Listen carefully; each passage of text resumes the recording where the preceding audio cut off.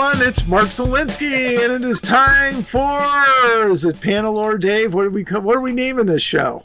I don't know. What was it? What was it? Panelore Panathor edition? That kind of rhymes, doesn't it? There you go. Muplore Panathor edition. Oh, that's it. That's it. Yeah. Well, hey everyone, this is Mark Zielinski. Of course, I'm joined by Wiki Dave. How you doing, Wiki Dave?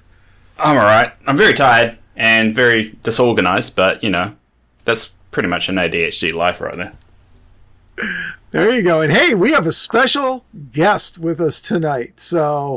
And it is Brandon Rospond from Winged Hussar Publishing / Zmox Books, right? Is that the way it goes, Brandon? You got it. Happy to be here. Always happy to talk to you guys. Oh, it is always an absolute pleasure to have you on. I've just been flicking through some books. I've got Claws on the Plane currently on the reader, and so trying to work my way through there. It's I haven't gotten too far yet, but that's kind of what I got going on. But Brandon is here to give us an update about what's happening over there at Winged Hussar. I'm so excited I can't talk straight. But first of all, why don't you just say hello, and Brandon, if people don't know who you are, give us a little intro to you and Winged Hussar Publishing. Well, I wouldn't be surprised if people don't know who I am, because even to this day, I will go on Fanatics and still see posts that say, wait a minute, Kings of War has novels? So, yeah, that's so weird. I don't really understand that. This has been going on since we very first started doing novels, as far back as our Wild West Exodus days. For whatever reason, if you know, you know, and there's a huge population of people that still don't know. So, for those that don't know, my name is Brandon Rospond. I'm the head editor for Winged Hussar Publishing. We publish the Tales of Panathor series of novels, which are novels set in Kings of War, Armada, the world of Panathor, and some of our novels are standalone pick up and read that tell you stories about heroes and villains and fighting, and you can see battles recreated from the tabletop into text. We have specific novels that drive the story of Panathor forward. We have everything that is written in those books is canon, so if you ever want to learn more about the world of Panathor and some of your favorite armies, you can pick up any of our books. We're up to, I think, almost 15 books in the series, and we've been doing this for 5 years now, something like that. So last time I was on the show, I had quite a backlog of novels that were kind of in different stages, but I've come here today to, spread the good word of all of the positive updates and progress we have going on. Yeah, so I think the first book was Steps, right? Or was it Abyss? Which one was it? Steps of Deliverance or Edge of the Abyss compilation? So Edge of the Abyss was the first book. It was a short story anthology, but Steps to Deliverance was the first actual standalone, like the first complete novel. And it should be worth noting that those books weren't the first ever Panathor books. They were just the first of this kind of new line and actual canon kind of books. Because I think there was the Blood. It was a book called the Bloodstone the Bloodstone of Cerulean. Yeah, and there was also a novelization of the Dwarf King's Quest, I believe, which I don't believe would be canon anymore because of Origins. Well, I think that's the Dungeon Saga novel. I know Mark Barber really enjoyed that one, and he tried to take references from that and tried to incorporate it in his novels, especially with his latest Hero Falling, because that's a more Dungeon Saga-esque novel, so he tried to include as many details as he could into that. Oh, nice. Because, the problem with Origins, it kind of ruins the canon of that particular book, so I don't think that book is canon. They still sell it on the Mantic website, I think, but because of Origins taking place, like, there's 4 campaigns that take place before the Dwarf King's Quest, so they're all kind of already met by the time that quest comes along. I don't think it would be technically canon, but I would love for you guys to just rewrite that one, I think, just to go off a tangent. But yeah, I think that'd be really cool for a revisioning on that one. But I think those were the first, but they don't really hold up. I think the books that you guys started doing really started to build out the world a lot more and fleshed it out. Is the Dwarf King's Quest the one that has Rordan and assembling the Godbane? Okay, so getting into things. In the latest novel that I'm currently editing, Ben Stoddard actually has Rordan as a primary character, and he touches a lot on that. So it's not like explicit going over that, but if you know Rordan's history and you know that about Dungeon Saga, you can be like, oh, I see where he's coming from and his inspiration with that. Oh, cool. That's a nice little tip. I'm actually rewriting his page at the moment on the wiki. I'm reformatting, nice. So I'm tidying that up a little bit, and that's what I've kind of discovered here is like you can take a lot of like personal details from that book, but a lot of it doesn't really make sense. So it's about trying to like mesh now the current canon, trying to make it make sense. It's a bit of a mess at the moment, but yeah, it's getting there. I have been using that page. I go between the wiki and the books, and I look back and forth for things I'm looking for. So it is. I have to thank you because it is nice to be able to pull up the wiki and actually find the correct information. Yeah, I mean, I spend most of the time doing that just because, yeah, I'm a crazy person. But anyway, what we were talking about? Books. Yeah.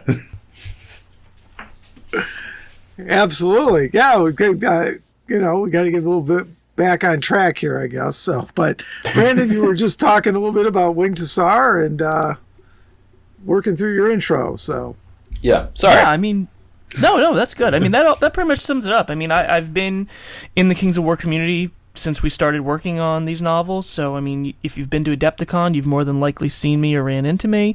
I was at the first few Mantic nights that we started attending Adepticon. You know, I like to get involved with the community and talk to people and try to make sure the community is represented in the novels.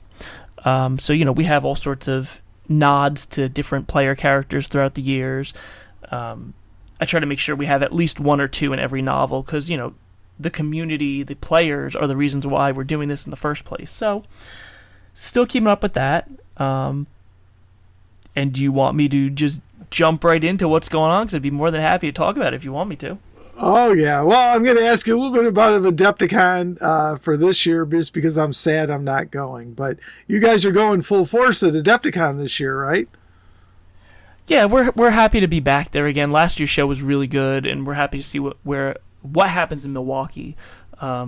We've got 3 Mantic-specific con debut books, so we're really happy about that. That was really tough to get it under the time limit, but we were able to do that. And bringing all of our Mantic stuff, our Corvus Belli Infinity novels, bringing our bookstore on Military Matters. So we've got a lot of rules and history books. Have products from Caliver Books and North Star and all that good Trotman Books, all that good stuff. So we're in full force this year. Fantastic. Are you guys doing the seminar again this year? Yes, so we've actually expanded the size this year because they only had a room that fit 75 people.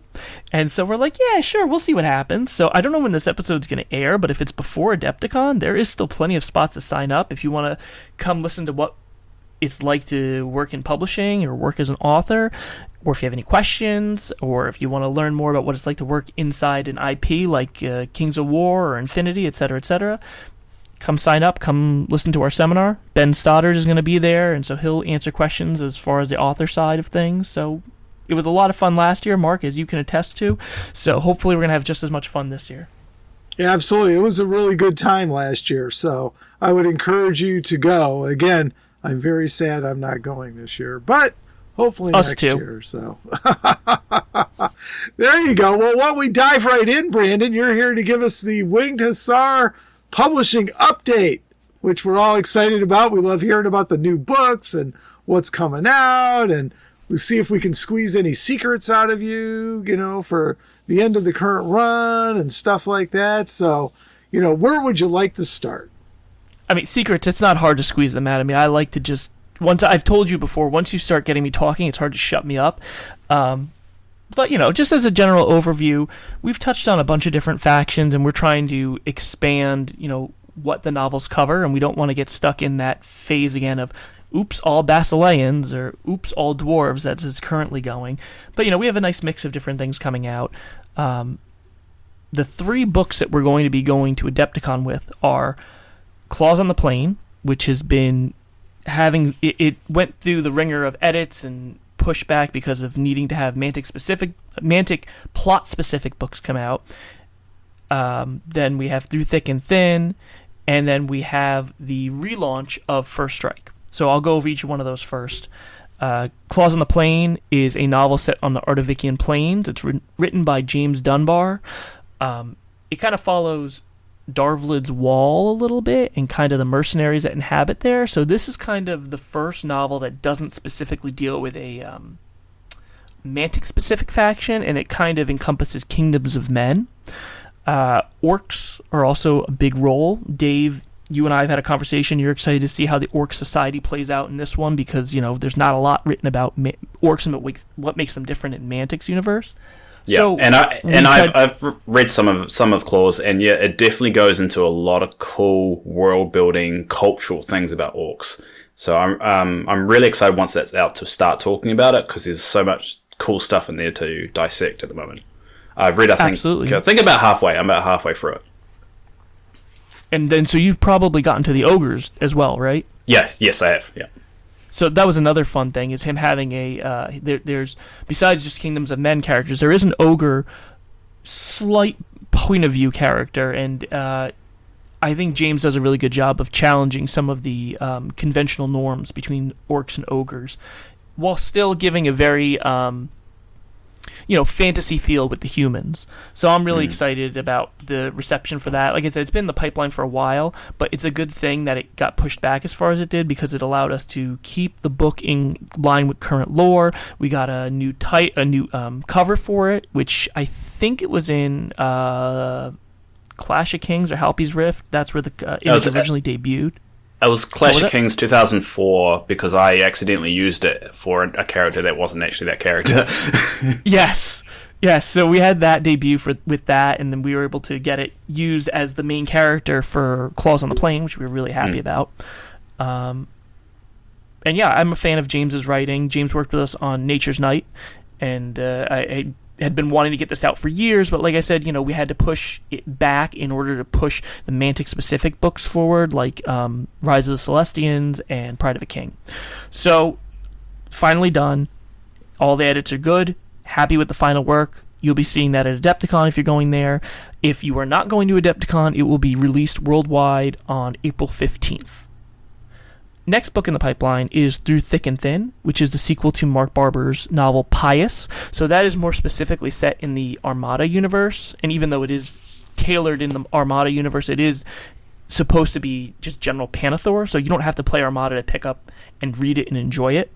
When I read Pious, I said it was very much reminiscent of Pirates of the Caribbean. I thoroughly enjoyed what Mark did with that, and Through Thick and Thin just continues the fun. It is a really fun novel, and it's the Basileans and the undead, and I would say specifically Empire of Dust, though, because Empire of Dust is significant because there's not a lot of books about the Empire of Dust. I think in the short story compilation, Edge of the Abyss, there was a little bit of mention here, but this is the first book to really start to dive into that because these books. This is how we learn about the culture. Those little things you don't really see on the battlefield.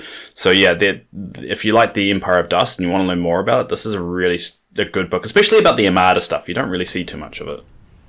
Absolutely, and one of the things that people really liked about the Empire of Dust and the anthology was that it the characters felt human, well, even though being skeletons and stuff. Like you had that humanized point of view, and Mark does a really good job of making you remember that these characters were once mortal humans and had an actual life before they became, skeletons and priests, etc., etc. So it's a really, again, I'm biased because I'm the editor and this is my company that we're publishing these novels under, but I don't publish anything I don't like. I don't move forward with a pitch I don't like. So I try to give as much of an unbiased opinion as I can, but it is a really fun, fast-paced, enjoyable novel that it's got less nautical terms in it than the first one. With Pious, Mark really wanted to make sure people got the grasp of the setting by making sure that the nautical terms are very easily interwoven into the text. This one lays off of that a little bit to focus more on the pirate adventure. And if you've read Mark's other novels, there are certain ties to some of the characters in the Orion series of novels. So, there's cameos of that. Yeah, it definitely is good. I can reassure that. I've read some of it as well, and yeah, you're not buying bias at all. It's actually it's I would say it's. I've only gone for about a quarter of it. I feel more engaged with this one than the last one. I don't know why. Maybe it's new. Maybe it's that freshness feel. But I don't know. I like this one better at the moment. Well, the tough thing is also when you're working on.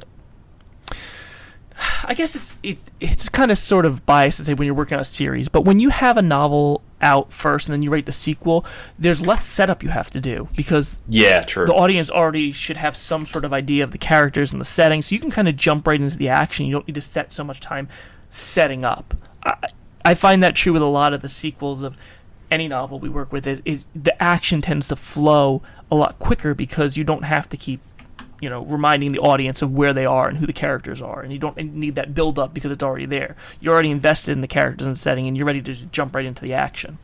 And it's also worth noting that the character in the book is actually, you can play him on the table already. He's actually in the original Armada, so he's now got two characters that he's written about that you can actually play on the table, which is another thing that I love. I love it when it's all kind of coming together and integrated, because I want more of that in Panathlor, and this is a good example of we can, the table and what it shows in the novels can reflect each other. So that's another reason to get excited about the book.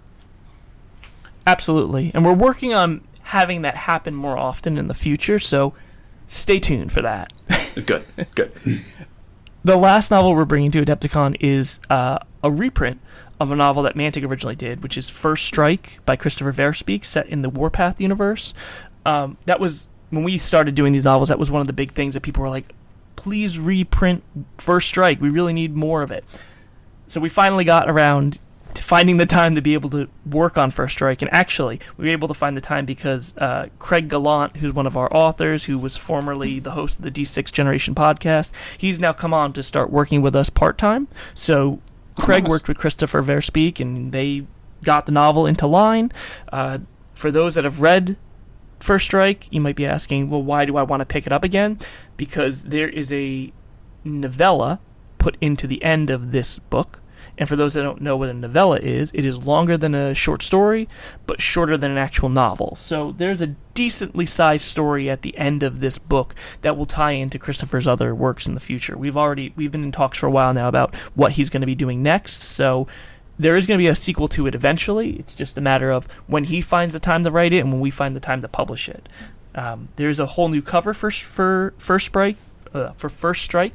We're calling this the Alpha Strike edition, and I guess the full title name is First Strike: Alpha Strike Edition. Christopher wanted a cover that kind of resembles Metallica's Black Album, so the Enforcer logo is done in silver with the stamp that says Alpha Strike Edition over it, and the text is done all in silver. So we tried to get it as close to the Black Album while still looking like it was something on its own. So I just got the final approved cover done, and that's going to be going, again, I don't know when this episode is going to air, but this should go live on our website before the end of February. Yeah, this will come out, I think in 2 weeks, this episode, something like that. It will definitely come out before the Adepticon. So, well, it will be live on our website when you hear this podcast episode. There you go. So what's next in the pipeline? So does it? Does the novella flow from the story, from the First Strike story, or is there a jump, or is there? I know it's going to flow into the future, but does it flow from the current story at all? Well, that's spoilers, isn't it, Mark?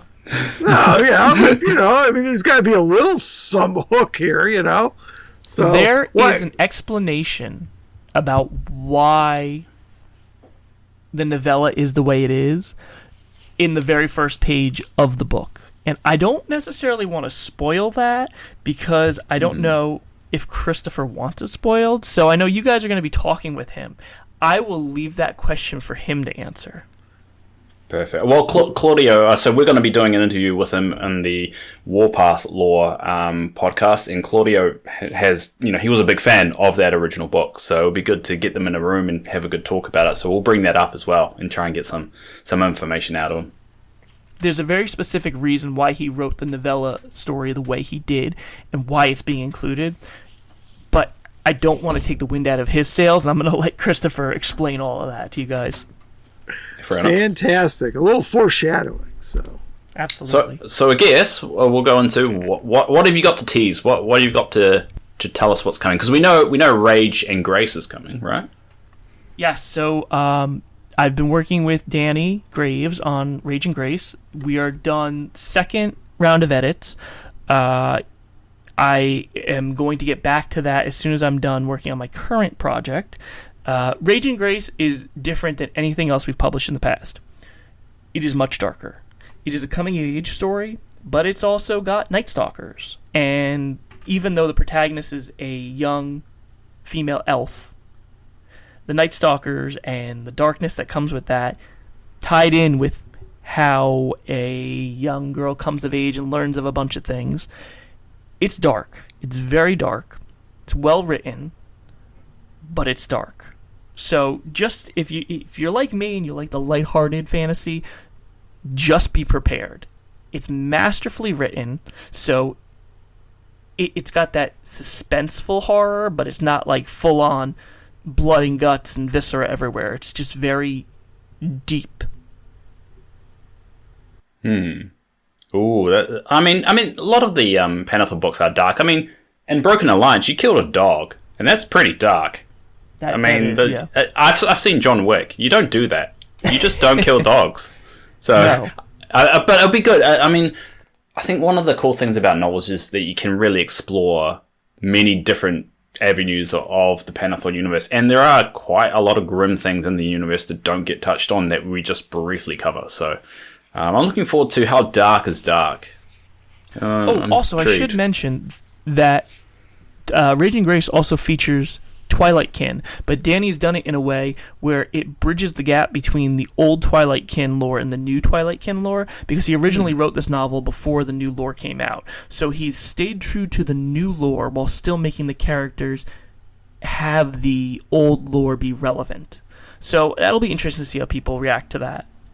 Interesting. I like that. I like that bridging, because I think that's one of the issues with Panathor lore is a little bit kind of all over the show, but if you're able to get that bridge and that connective tissue, you can forgive all the wackiness of how it started off with. So I'm looking forward to that. It's going to be really good.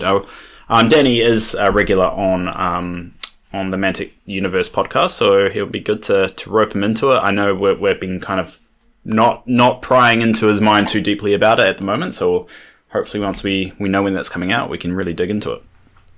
Absolutely. I think we're probably looking at a summer 2025 release.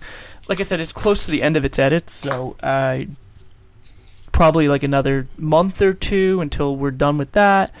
Realistically, probably 2 months. And then once Danny makes his changes, we'll be good. And then it'll go to layout. We'll need a couple months for marketing. And then I'm going to be optimistic and say midsummer. And for those that live in my side of the world, that's winter for everybody else. Down here. So I'll say late Q2. How about that? There we go. Because us Australians and New Zealanders, we just get confused when people say summer release. It's like, what, your summer or my summer? Well, how does this work? So advertising is always thrown off. And cool. Then beyond that, I have 2 other books I'm working on right now that are almost done. The second Celestians novel, Callous or Sorrow, that is on to its second round of edits. Whoa. Wait, we'll pause right here, because I was told a different name. So what is the name of the book? I was shocked by that too, so... Oh, wait. Haha.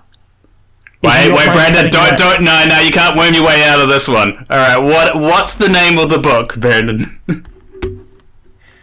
That is in my old notes. So, because we were told it was The Fall of the Celestians, which I'm pretty sure it got changed to. Hold on 1 second. Ooh. We nearly found a scoop, or maybe we scooped Brandon. I don't know which way we got it here. It is Fall of the Celestians. It was originally titled Callous or Sorrow, but Clint renamed the title, so it is Fall of the Celestians. I think that Callous to Sorrow is actually an item in the game too. I think not in the game as in play on the table. I know they mentioned it being some kind of shard that helps, with the abyss. I think it's part of the sword. Oh, sorry, the axe or something. I remember Callous to Sorrow somewhere. I have to now piece that together somehow, but I know it's already there somewhere. So for those of you that know the Panathor lore, you already know what this book's going to be about. And let me tell you, it delivers. It happens, without spoiling anything, it happens in a way that you're not necessarily expecting it to happen. Even when you know the lore, you're like, huh, okay, it's happening here. Okay, well then where does it go from here? So it's really good. And the way that Clint has the characters appear after the big event is very well done, because it throws you for a loop for a while in a way that's not like hard to follow. It's actually super easy to follow, but you also have to you have to piece the parts together to really make sure you are following it the right way. Interesting. Well, yeah, I'm excited because I can't wait, because it's about one of the biggest events in Panathor, lore. This smashing of the mirror, and I'm really looking. The lore of this event is probably one piece that has changed the most throughout Kings of War. How it initially turned out to just be this creep just trying to win a girl over, and now it's evolved to these gods manipulating this poor dude who's been tortured for his life, has just had bad luck, and then now it's leading up to this particular event, and it's going to split into all these gods, which basically changed the landscape of Panathor as we know it in 3rd edition, as all the armies, basically every army that we have on the table comes from this event. So it's really exciting to actually have it written out. Maybe there's a reason why the lore has changed. Maybe there's different sources telling the lore, telling the story in a different way. Something that Clint and I are playing with right now before it goes to the final draft, because I noticed the way he wrote certain parts of that scene were different than what has been established in the lore. Little minor details, but enough that we had a conversation of, what if nobody is 100% sure of the real story? What if there's inconsistencies in the narrator who's telling those stories? Well, we do know there's time dilation. That is an ability that the Celestians have, or at least that's part of their magic kind of book, you could say. How they turn back in the first book, they turn back time to realign the stars to get Oscan through. So it's not necessarily out of the realm of possibilities of them having some kind of space-time manipulation kind of deal with it as well. But at the end of the day, the story that it is moving to now, once we get this book, is so much better than how it was originally started off with, because I'm liking where the story is going to go, and hopefully when it's written out, we read it all, it finally kind of explains the whole event instead of just being this creep who's trying to win a girl over. Because I didn't find that story really that great, but this new story of manipulation, power-hungry gods, all that stuff fits perfectly into the world. Well, then I'll be excited to hear your feedback when this is all done, because it's got some good stuff in it. I'm excited for it. I'm excited. Hopefully this one does well, so we can see the God War, because that's when we're going to see the creation of so many different races, especially one that we're going to talk about later. So 2 things. One, we took the feedback from the first book. There's not as much time in between the years, so there's not as much years in between the chapters, I guess is the best way to put it. So even though the original analogy with Rise of Celestians was every chapter, every certain number of years is like a chapter in the gods' lives. So yes, hundreds of years went by in our time. That's a lot of time. But when you're Celestian, it's like, no, that's just like reading a chapter in a book. So this time the scope of the story has been cut down. It's not as many years that are passing. So I think that will help some people who struggled with Rise of Celestians. As for the God War, though, that might be put on hold for a while, because while I can't say what's going on, Clint is working on some big projects right now, and what, Brandon? He might be having a palate cleanser for a little bit and maybe working and changing gears onto another novel. Cannot disclose that yet. Cannot all disclose. All I can say is there's things that have been teased that you might start to pick up the crumbs about. That's all I'm going to say. We've got to find out about the East, though, because they've been hinting at stuff in the East for so long, and we need to know what's going on in the East. And he did confirm there were two shining ones that went that way. So, well, maybe, just maybe, some of those questions might be answered in Fall of the Celestians. I don't know. Yes, you do. You read it. I don't know me, Brandon. You literally read the book and talk about editing. What do you mean you don't know? It's scratching the surface of my memory, but maybe there's something about twin Celestians somewhere that gets addressed in this book. I don't know. Yeah, on Countercharge, when we did the Rise of the Celestians book, he confirmed the twins and their names, which I put on the wiki. So if you're interested, there are twins, and they are briefly mentioned in the Rise of twins. They don't go into their names, but I've actually got them on the wiki as well, if anyone is interested in their actual names. But yeah, I'm really looking forward to it, because there is quite a lot of shining ones out there, but we don't really know a lot about them. So there's so much more potential here about what these gods have been up to for all the thousands of years they've existed. Because, I mean, the God War happened from year 0 to year 127 or something like that.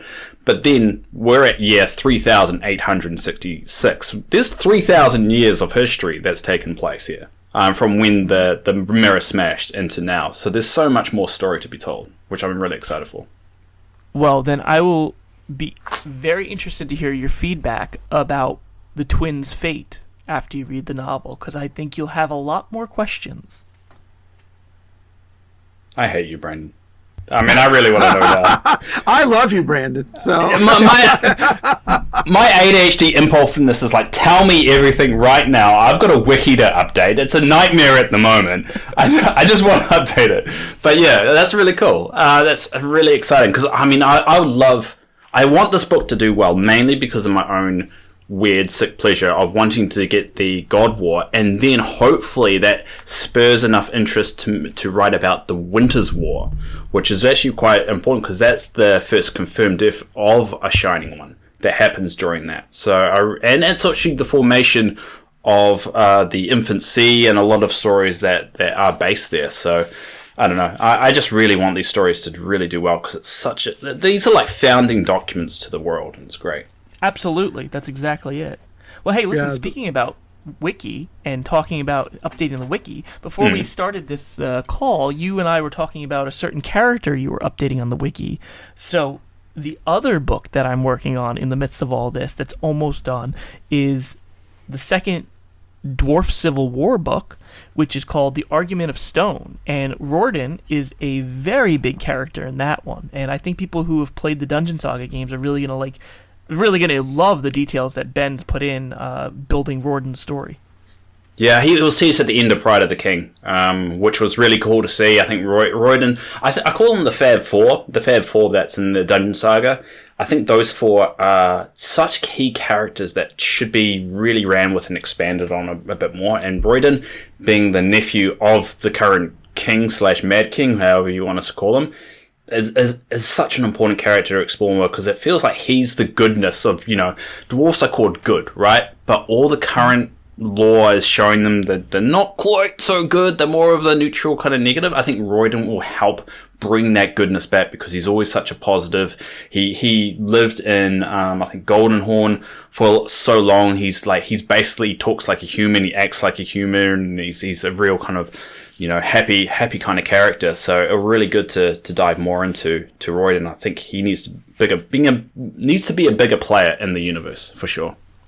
Well, I will just say that, be that as it may, you know how Pride of a King ended. Yes. So that sunny disposition might have changed since hearing the news about what happened. Well, yeah, but certainly because he's been like hunted down for the last few years. From the sounds of it, people are coming to assassinate him. I'm sorry, you can't stay happy when people are constantly trying to kill you. I've never been hunted down and threatened to be murdered several times, but I've got a feeling it doesn't put you in a positive mood. No, Rorden's got a lot of weight on his shoulders from the events of Pride of a King, so it's interesting seeing where that goes. One of the coolest things about... Okay, first of all, I have to gush about Ben Stoddard. This novel is literary brilliance. I'm reading it and I'm going, oh my god, the literary significance in this novel is just crazy good. Just callbacks and techniques and little dialogue lines that get that call back from earlier in the story and call back from Pride of a King, juxtaposition of characters and dialogue and personalities. This might be one of the best technically well-written novels that we've published. I'm really, really proud of this. And one of the neat things is, Pride of a King focused on Bannock and Hernius. Yeah. And they're not necessarily primary characters in this one. They're more secondary characters. And the focus is more on the secondary characters in that novel. So there's more Sverri focus. He's a big primary character. Oh, good. Yorna the Warsmith. She is a more focused character. Rorden. And then there's a duo of characters that's somebody by the name of Erasmus in the community. I apologize if I butchered your name. I know you're listening to these type of podcasts, so please forgive me if I butchered your name. But his characters play a very big role in this novel. They made a cameo appearance in Pride of a King, but they are very important in this novel. So I'm very happy that Ben took community characters and wove them into an important role in this novel. So would you say this is more a dwarf's novel compared to previous? Because I think Pride of the King felt like more a free dwarfs hanging out with dwarfs. Would you say this one is more like dwarfs being the primary and hanging out with free dwarfs? So the big thing with Pride of the King is originally Mantic said we want a mystery novel, and we want it to be focused on the dwarves and what they're investigating.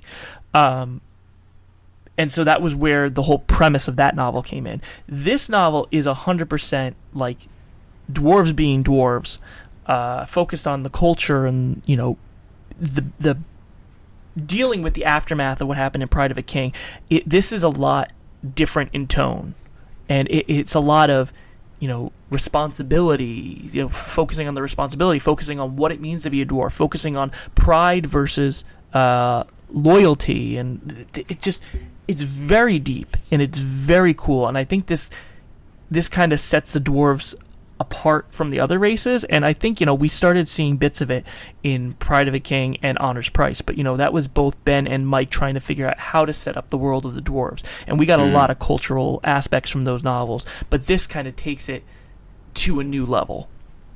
Interesting. I think it was Fool's Hold is what you're referring to, those two characters that I mentioned. They're from Fool's Hold. That's exactly it. Mendive or something like that. But Mendive. I think they were asking for help because they just established a new hold to the east, and they basically just weren't having any luck. And that they are briefly in the novel. I rang a bell and I looked it up in the wiki. Thank God I updated it. And yeah, it's there, and they're kind of a little bit more crazy, looser. So it'd be interesting to explore that more. I'm glad that people can come up with something from their own creations. And I know a lot of Ben's own creations that he's made models for his own. I don't know, the line between fan fiction and what's actually canon, and at least in Kings of War, is very, very light. So you can cross over to canon very easy if you're able to come up with a really good story and present it. And this is one of those really cool examples that you can move from just being in the community, writing about your own lore, and having that integrated into the wider universe. And I think that's really cool to see. I'm really impressed.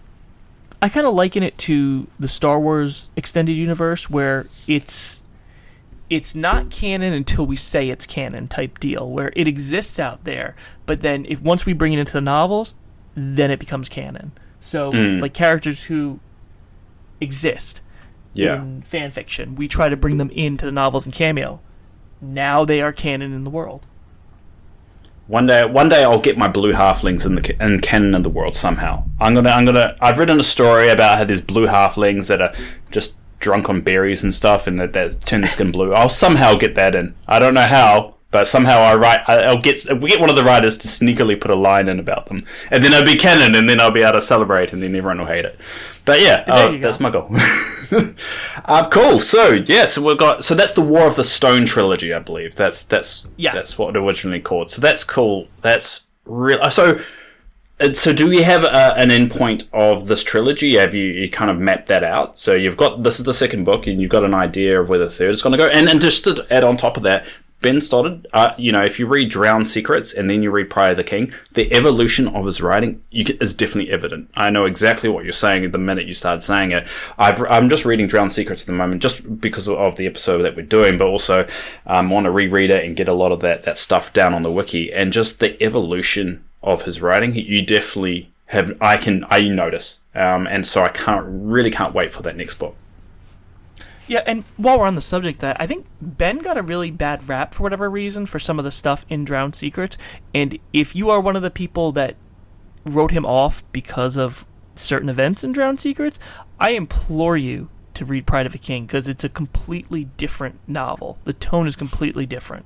So definitely don't write off Pride of a King just because if you happen to not like Drowned Secrets. I mean, it's actually been one of the better received novels in the wider realm outside of the Facebook community, but I've seen a lot of negative comments in that regard. So give Pride of a King a shot if Drowned Secret wasn't your cup of tea. I mean, Drowned Secrets isn't bad. I mean, I don't know why people would say. I get there's aspects of it that admittedly there is torture for information in it. I mean, that's just a normal thing. But a lot of people refer to how that is all done, and it's like, well, how else are you supposed to torture someone? Pleasantly? There's a lot of brutality that's in the book, and there's a lot of dark things in Drowned Secrets, and this is a hashtag a little bit of a spoiler. I mean, they burn a character alive, a tree. I mean, there's a tree that burns and dies. I mean, it's dark, but I don't think it's bad. I think it's just a case of whether you like that kind of stuff or not. And Pride of the King is a completely different story. I mean, they were talking on one side. You're talking about the forces of nature and the undead, and in Pride of the King, we're talking about dwarfs. I mean, they're completely different aspects of the universe as well. So I don't know. I don't know why people complain about stuff. If you don't like it, don't read it. I mean, there's no need to get nasty with it. But yeah, I think they're both great novels. It just depends on what's your cup of tea at the end of the day. Absolutely. And one last thing I can tease. The rest of the things that we have in the pipeline, I cannot tease until somewhere down the line. But the last thing I can tease is Mark Barber is about, I want to say 50% done with the last novel, as of right now, in the Orion series of books, which is titled Last Light. He did have a cover art done, and I'm pretty sure it's been posted around the communities, but it is Orion and Estelle. So we actually have our very first in-color picture of Estelle and a much better updated picture of Orion. So if you haven't seen that yet, and Dave, if you don't have that yet, let me know and I can send that to you. But that is going to be book 4, titled Last Light, and that'll bring all of Mark's characters from the Basilean and Salamander factions together in one big novel. Nice. And Estelle, I hope, sticks around, because Estelle is a half. Essentially, I don't know if she's a half of a god, but she's a half Eola. I can't even say them. The winged. What do they call it? Elohai. Elohai. She's a half breed basically of that race, which is from a lore point of view. That's really interesting to explore a little bit more as well, and to know that, because I mean that race exists because a Shining One got cut in half, so she's like half of a god. So I really hope those characters, and especially Orion, because I think what Mark's done for the community in terms of lore and building all that out, he deserves that character deserves to be concrete and on the table being played all the time. I think it's a really wonderful character, and I really hope that this final book is a good way of tying that all up. And also a little bit more Salamanders things, because I think we need a little bit more of that too. Well, she falls under the same arc that Gnaeus Salutis falls under. I think I said his name right. And there is some interaction between those two. Mark is finally bringing Gnaeus into his Basilean novels, so the longest-standing Basilean named character will be appearing in that novel. Awesome. That's wicked to hear. I'm so glad he gets a fourth one to top it off. He's written the most. So he's got 6 books now, if we include Through Thick and Thin and this fourth book, I think. I think so. Let me see. 1. Well, he had Pious. 2, 3, Yeah, you get Pious. Yeah, that was his. 4, He's got 6, though, right? Yeah, with Through Thick and Thin, it makes 6 because he is a credited author on Nature's Night. Nature's Night, which I've recently actually, that was one of the last books I've read. I like it. I think it's an interesting novel to dissect, and we'll get there one day. But it's a really showing the establishment of the Order of the Green Lady a lot more than I thought it would. So one day we'll dissect that one. But yeah, that's really cool. There's so much happening. So you can't tease anything else from that. Is there anything else you want to throw out there just to try and dig a little deeper? I cannot. I wish I could, but Matt Gilbert might strangle me if I say anything else. You live like an ocean. Like he's on one side of the ocean, you're on the other, right? He might fly over to strangle me if I say anything else. That's dedication. That's dedication, though. Just trust me when I say there's big stuff coming in the future, and Winged Hussar authors working with Mantic on some big stuff. Yeah, I do feel that relationship's getting closer, and that's real positive to see. Because the one thing I've taken away from the year of being really involved in the community of Kings of War and Mantic is that the writers love the world, even though they're not directly involved with some of the management of it all. There's so much passion that comes behind it. I mean, the first author I ever spoke to, Scott, who did Broken Alliance. Yep. You could just feel the passion. I gave him a list of questions. He answered every single one, and he was so kind. And you all have been kind, Brandon, yourself included. And you guys have the love there for this world, and it feels so much different from other worlds, you could say, that are very similar. And I think Mantic should definitely embrace that a lot more, and it's good to see that could be happening now. Absolutely. There's a lot of things I want to say. Yeah, I know, you can feel that. You and I will have a conversation you know a little bit more about what's going on than what anybody can say because of your role that you work with. I do get told things, and I do play dumb with a lot of things. And there's the reason for that is twofold. One, obviously, people trust me, and I don't want to ruin things that people worked maybe potentially years on, but also, I mean, if you know all the answers, what's the point of watching the movie? I mean, if you go on Wikipedia and read it all, you're not going to watch the movie unless you really love movies. So you're going to read the book regardless of what I say in those scenarios. So I'm gonna I keep my mouth shut when I can, but I ultimately am very excited for what I personally know behind the scenes of what's happening, and that's why we're doing these episodes, because I think this is starting to grow into something really special. Absolutely, and there's a lot of things. There's a lot of things that get left on the cutting room floor that don't make it into the novels because there's just no space for it. Like as far as nitty gritty details and lore building. The only thing I can tease about that is there is things coming in the future to help remedy that, and there will be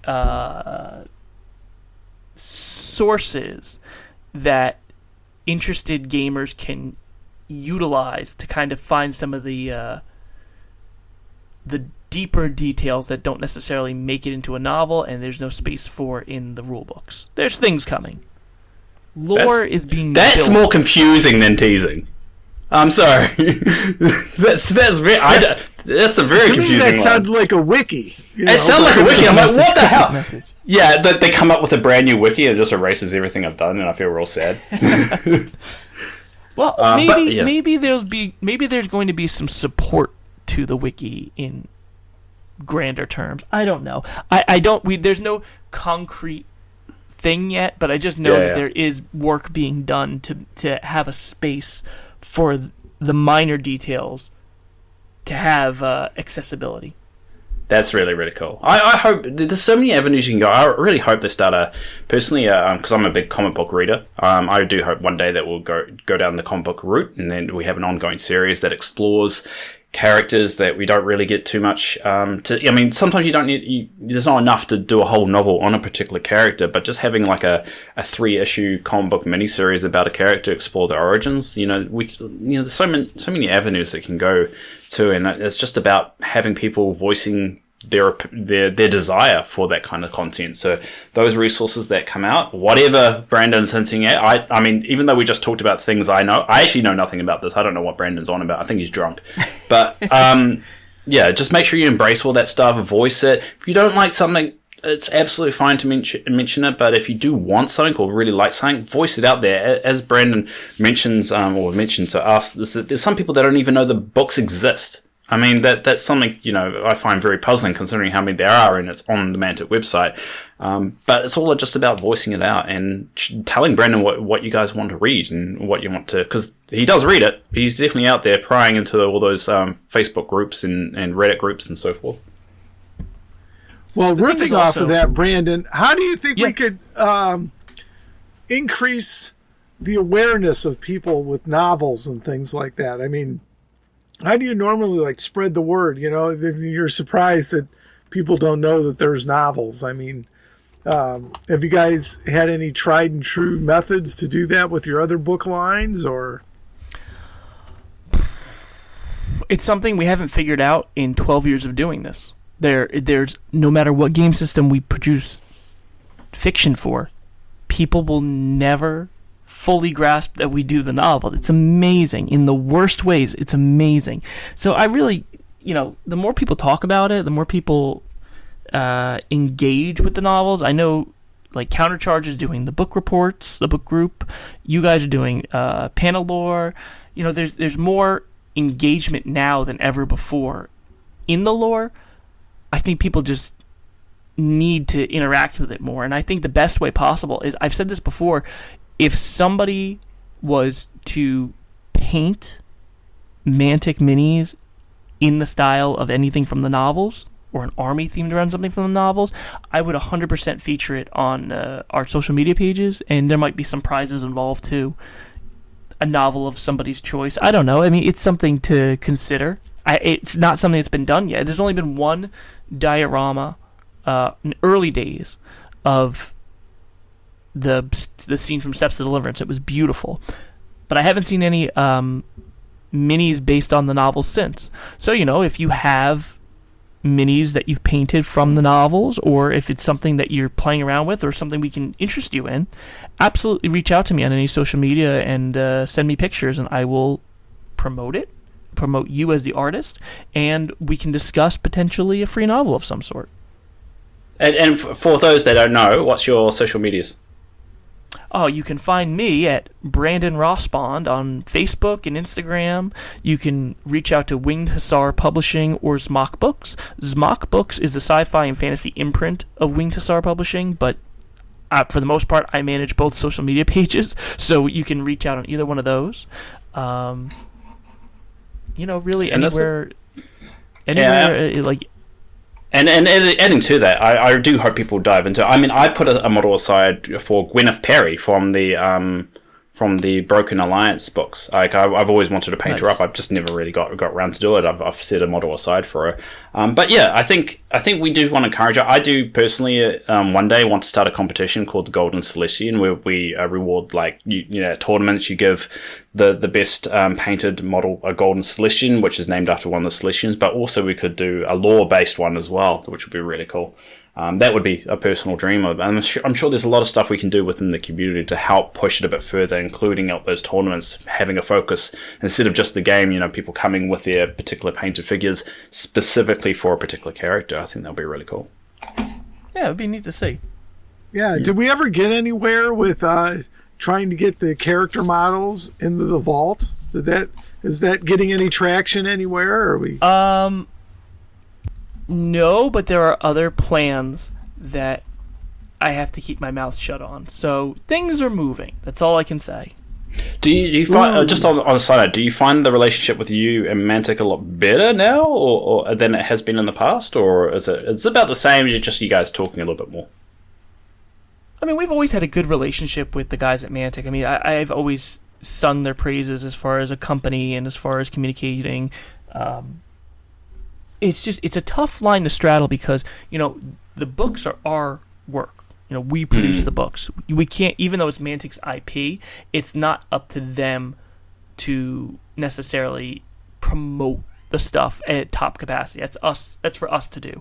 It's always a big help when they're promoting the stuff because it makes people aware that it exists. But, the relationship has always been good, but it just keeps getting better, if that makes sense. Yeah, makes sense. Yeah, so putting a flyer... Yeah, so putting a flyer in every 2-player starter set that says "Follow the Lore" and has the pictures of the book and the website and everything. That I thought of that as a good way to spread knowledge to the new players of that the books are out there. But you really have to support yourself as far as advertising goes. I mean, we have mentioned that last year when if you looked into the Get Started with the Forces of Abyss, it does mention the Steps of Deliverance in there. So we're starting to see those mentions crop up all the time. And a lot of people want to know, why are the Halflings now their own independent faction? There's a book that explains that. That's the Broken Alliance. So there are definitely a lot of ties there. It's just a case of everyone just screaming about it and just letting everyone know. Absolutely. And the neat thing is, as far as when I said the relationship is getting better, we have a little bit more free reign to create lore.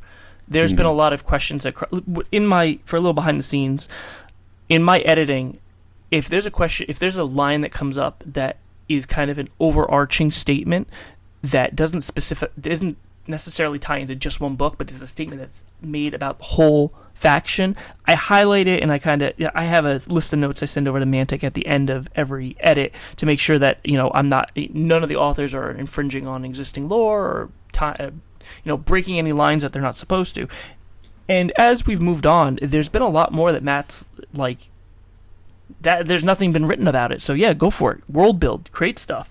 And working with other factions or other companies in the past, that's been a very gray area where they're like, no, stay out of world building things. We want you to just focus on what's been going on in the book.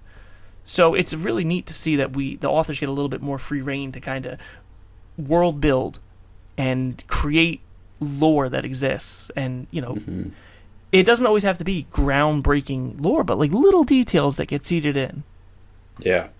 And then that incorporates into the wider scope. Like the buildings are in I think Broken Alliance, it talked about how the towns of the Halflings are set up, how they're built kind of in circles because of the way they were all traveling. So now in canon, when you're looking at a dwarven kind of city, you're just looking at a city based in a big round circle.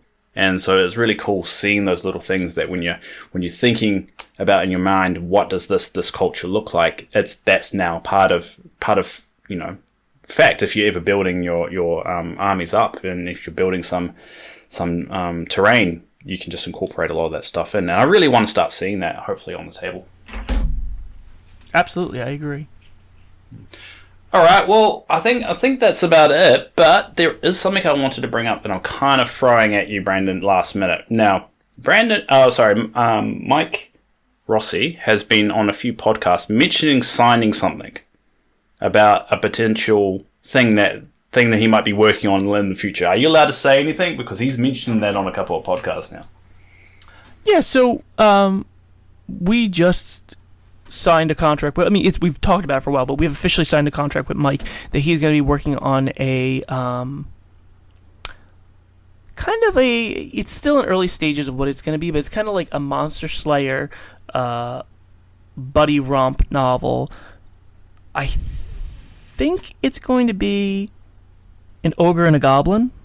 I'm not 100% sure on that one, but I think that was what we talked about, and I know that Mike reached out to everybody who had any type of involvement with ogres and is going to try to build up that lore a little bit more. So that's in the pipeline for a future date, nothing has been set yet. Mike hasn't even, to my knowledge, he hasn't even started writing it yet. He might have started writing it, but he's nowhere near anywhere as far as me looking at it. So that's a future project that is happening, but just no concrete details yet. Cool. I'm excited because the only thing we really know really about ogres is that their homeland got flooded after the Edge of the Abyss, and we don't really know what happened to ogre culture. Yeah, they are very kind of they're nomads, and they kind of travel quite a lot, and they have the big thing, as they call it. But there's so much.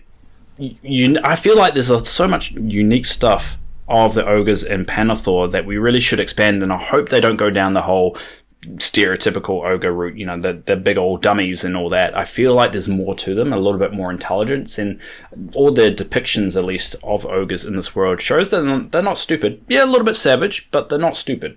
Not completely. Maybe they sound a little bit stupid, but they're not. So I'm really excited for that. And I mentioned that just because he's mentioned that a couple of times, and I just want to make sure that, we bring it up because other people have. So sorry to throw that secretly at you, but... No. Okay. I think you'll be pleased with the depiction of ogres in Claws on the Plain, though, because that was kind of James's mentality, I think, when writing that as well. And I know I put Mike and James in touch with each other, so hopefully that'll all carry over into what Mike's doing.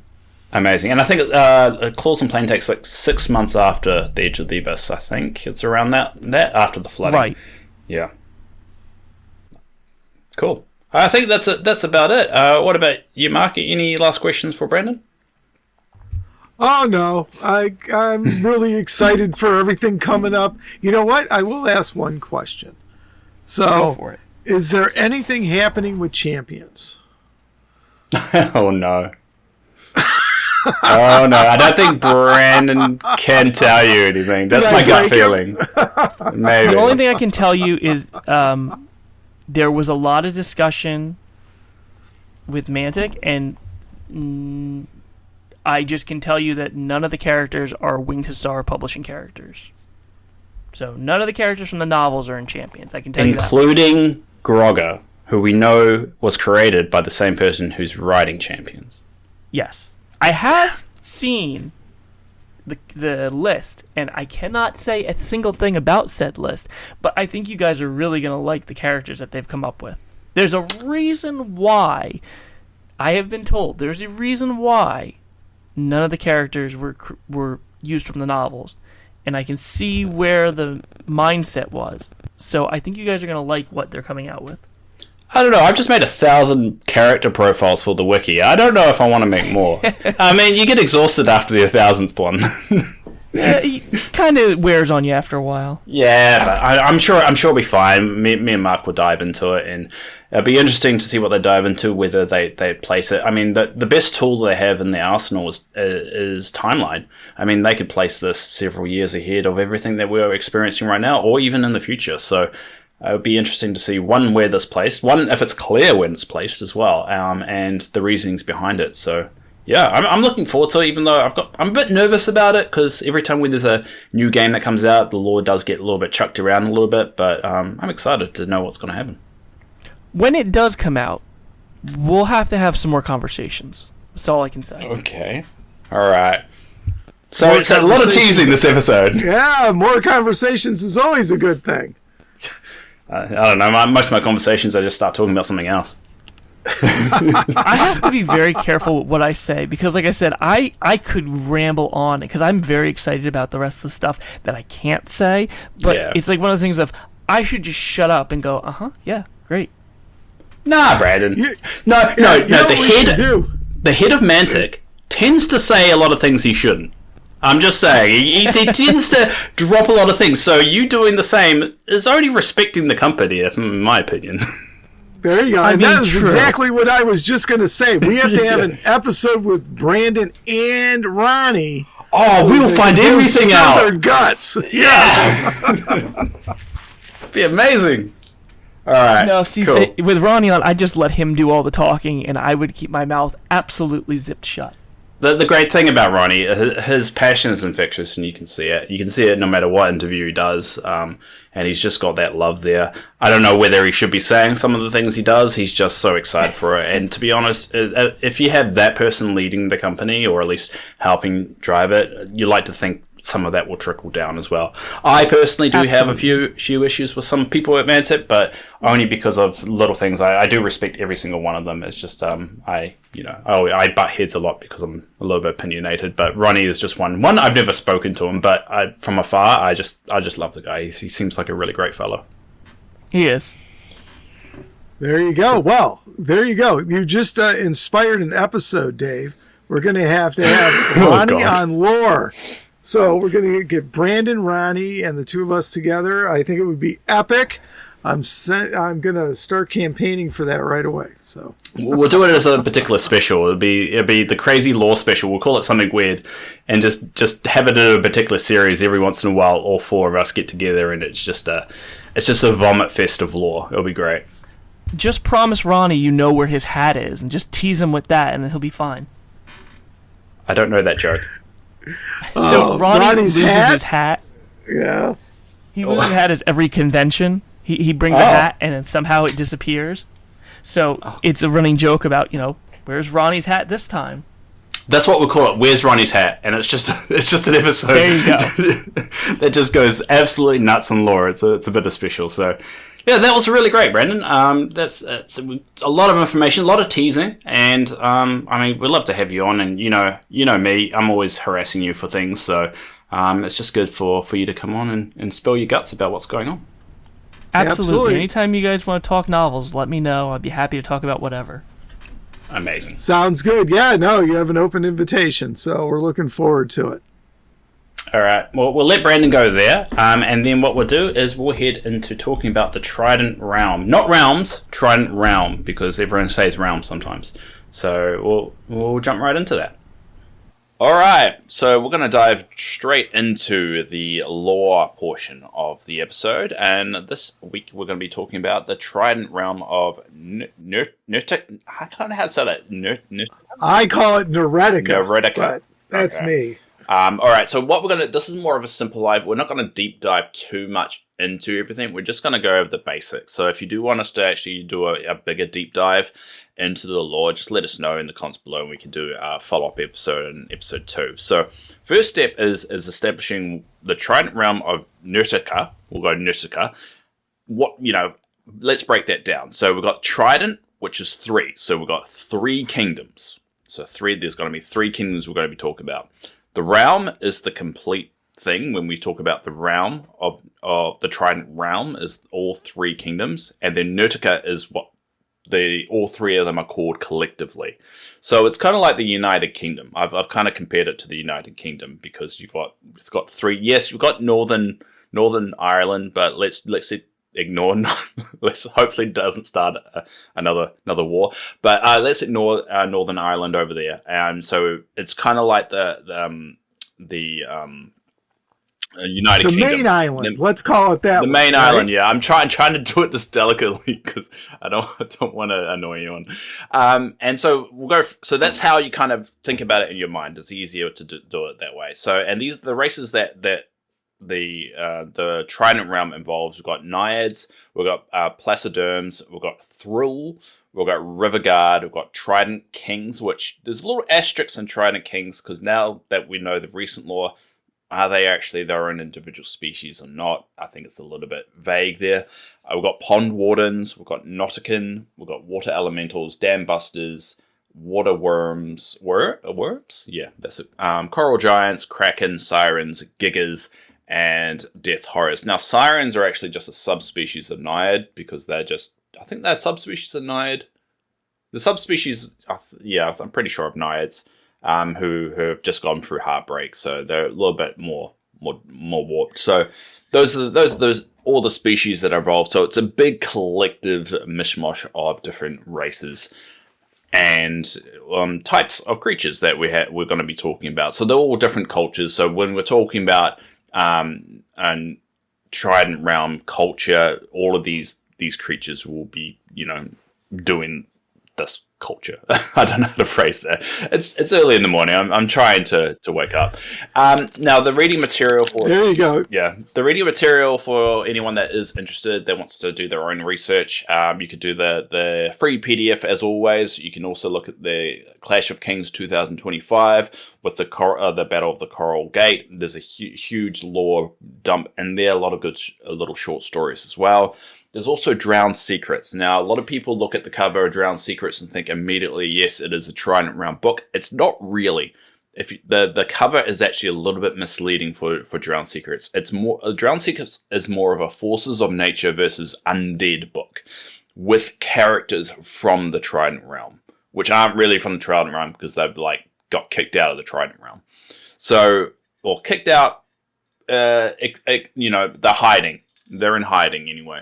So I would say if you do want to learn more about how the Trident Realm, specifically placiderms and naiads, kind of speak, communicate. They communicate a lot in sign language. They've got those phrases, all that. I put some of it on the wiki, but Drowned Secrets is a good book to actually read through and learn a little bit how naiad culture kind of works a little bit. It's not too in depth, but you learn a little bit. Have you read Drowned Secrets there, Mark? Yes, I have. So it's been a long time since I read it. Yeah, there's some good phrases. Yeah. And like you were saying, I mean, a lot of it takes place, in the Golden Horn, right? So they're running around and, you've got naiads and, so you've got characters from the Trident Realm, but you're right. It's not really a Trident Realm book. No. I'd say you learn stuff about the Trident Realm as well, and you learn that they naiads at least are same-sex coupling. They have same-sex coupling. They're very progressive kind of culture as well. So that there's not really a lot of discrimination, but there is definitely a class system. So there's a class system so there's discrimination in terms of a class system rather than races. But certain races do fall into certain roles and so forth. All right, well, we'll dive into some of the meat of the lore there. So the Nerticans, as they call them, so that's the races, the Trident Realm races. The majority of them were created by Dark Chiron during the God War, at the same time as the Herd and the Orc and Goblin races that we've talked about previously. Brave Chiron actually saved the Herd races, and they were also protected by the Green Ladies. So Brave Chiron, when he saved them, he thought, these Herd races, the Centaur and all that, they were protected pretty well. But when he rescued these Nertican races, he found that Dark Chiron wasn't kind of finished messing with them or kind of experimenting with them, so he realized he had to hide them. So what he did is sent them away to the deepest part of the ocean, and that's to the Endless Sea, and he kind of just hid them away all the way out there, out in sea, and he just kind of left them there. It's assumed that it's the Endless Sea, but we assumed it's just somewhere deep in the ocean, and he kind of hid them away from Dark Chiron during the God of War. So they didn't play much of a part during the war. They kind of sent them away, and they kind of laid out there for a while, and essentially they kind of survived in the deep. What happened at that point is that three of those species that were members of those species were sent to find what they call the shards of Medusa. And they swam right into what they call the Great Deep. It's kind of like the Marianas Trench. It's like a really, really deep hole. And it was rumored that they could find their sleeping gods down there. And when those three went down there, they came back transformed, each holding a shard. And that's what created the Trident Kings. So the Trident Kings were just three. It doesn't specify, it just says the cleverest fish folk. Now, whether that means just the cleverest naiads or not sure. I'm assuming it was three of the cleverest naiads. They went down, they grabbed a shard, they became the Trident Kings, and that's how they became, what we know as the Trident Kings, as ruling over one of each of the kingdoms. What's your interpretation, Mark, of the Trident Kings? Do you see them as a separate species, or as what I just described as just like an? I think they're more like an avatar of a god, like we've seen in the past, like the Lord of Lies kind of deal. Yeah, I'm leaning toward that direction myself. So I think that they're kind of, representative of, so to speak. I don't think they're a different species. How about you? I think you're saying, I think they're avatars myself, because what it also says is that they grew bigger and stronger over time. So it looks like they grabbed the shards, and and keep in mind the God War happened at year 0, and now we're at year 3,800 and something. So that's been 3,000 years that they've grown bigger and stronger, okay, this is where the lore gets a bit messy, because it does say that the Trident, to become a Trident King, it's kind of they take over the same persona. It kind of is implied they take over the same persona, so it's not the same one, but there's no clear understanding around that. So whether it's the same person, quotation question, or the same knight or same creature from when they first picked up the shards to now, or is it more like a Doctor Who situation where they rebirth over and over and over again, or does someone else pick up the mantle and just become that particular persona? I'm not entirely sure. I like to think it's an avatar situation that anyone could become it, and they just take the mantle of that particular shard, and then they become that Trident King. So I don't. Right, yeah, kind of like Captain America or something like that. You know? Like Captain America. That's a good example. So there's 3 different Trident Kings, and they all kind of have inherited a piece of Medusa. Now, we don't know what Medusa is. We don't know if Medusa's a shining one, a wicked one, or a different god altogether. Medusa's just thrown out there, and it's very unclear what Medusa is. So, But what the lore says is that each Trident King took over a personality of a trait of Medusa. So Miraquok, I don't know how to. Okay, when we're going through this, the pronunciation of these names are going to be butchered.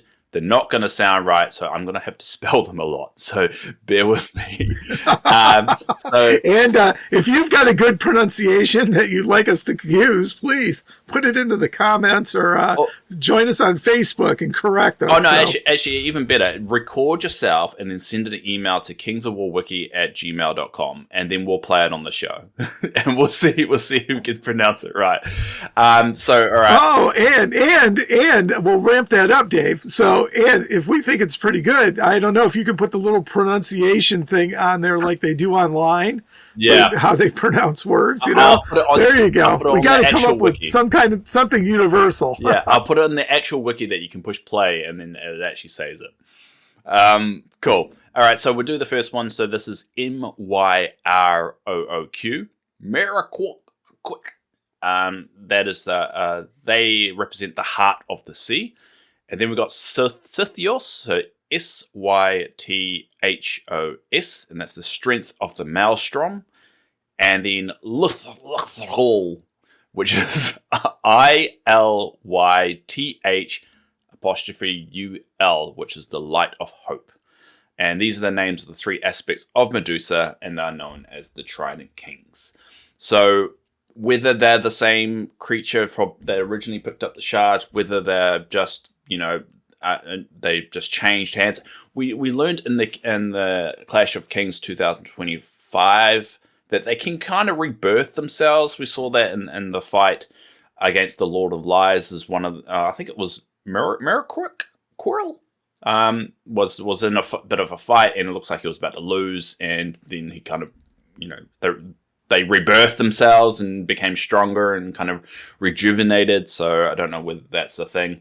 It's not 100% clear, but all we know is that there's only 3 of them. They are connected by telepathic link, so that's how they kind of talk to each other, and they are kind of separate from each other, and they've been around for a while. That's all we really know. A lot of this stuff is, the law is not 100% clear. This is just pieces that are slowly being put together. And the other important thing is because they're underwater, sign language is a big thing. So whether it's ASL or their version of sign language, they do have, and you see actually in the what was it, the Drowned Secrets. There you go. Secrets. They actually use a lot of the sign language, and it's a big thing. So if you're writing your own fanfic, sign language is quite important. Do you know any sign language there, Mark? My wife does. She was taking the ASL classes. I know a little bit, but not very much. I know some real basics like water. We actually made up a sign for McDonald's for our kids when they were younger. So was it just a sign of M? So we messed around with a little bit. Yeah, we have them do an M. Oh, there you go. They put their so they put their fingers down and they put them together and it creates an M. So that meant McDonald's. So, but water, stuff like that. So we did that. They my son in particular had a friend that didn't speak very well, so they had him doing some sign language. So I had to learn a little bit. So like water. I've got some of the basics. Yeah, it's weird. It's weird. That's about it. Sign language is not really universal as well. So American Sign Language and New Zealand Sign Language is actually different. And so I know how to say my name is David in sign language, but I don't know if it would translate over to American Sign Language. It's weird that they use different ones. I would have thought it would be rather consistent. It would be the one language that's universally the same, but apparently there's different, I don't know if you call it a dialect, but different variations of sign language.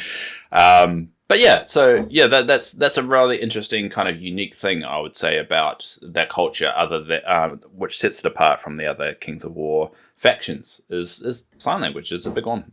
They're actually a very progressive culture. I like the more research I do into the Trident Realm, you realize they're actually rather progressive in terms of like they accept pretty much any race, and to kind of back that up, the River Guard weren't actually part of that group. They got hidden away. The River Guard were actually separate, and they actually were welcomed in by the Trident Realm for their own protection. So they're actually protecting other races that weren't actually originally part of their little core. So yeah, I would say that they're probably the most progressive culture in all of Panathor, to be honest.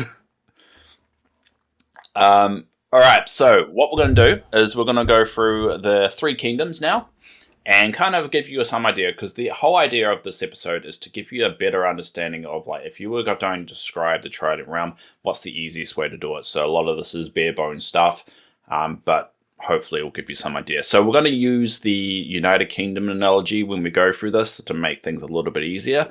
So Mark, just with you, do you know the differences between the kingdoms? If someone was going to tell you right now, like, describe the differences between all the kingdoms, would you be able to?